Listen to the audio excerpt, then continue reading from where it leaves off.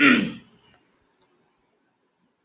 this spreadsheet, sales data is there, month-wise sales. In A column, date is there. In B column, month is there.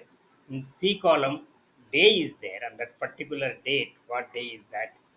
And in D column, we have sales amount. Now I want sales amount total as per the month. I select the month from the drop down list here, which I have added. That adding how to add a drop down list, I have explained in another video. You can watch my channel how to create drop down list.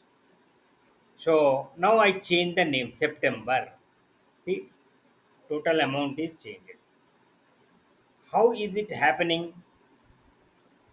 How is it happening? What I have done is I have used a formula, SUMIF. This formula, SUMIF, how to insert that formula, I will show you now. I will delete this formula here. Delete. Now, type equal to sum if bracket open. See, where is the month data? Month data is in B column. B column. Hmm? So I will enter that range. B column B, comma. Where is criteria? Criteria is here. I will select this one.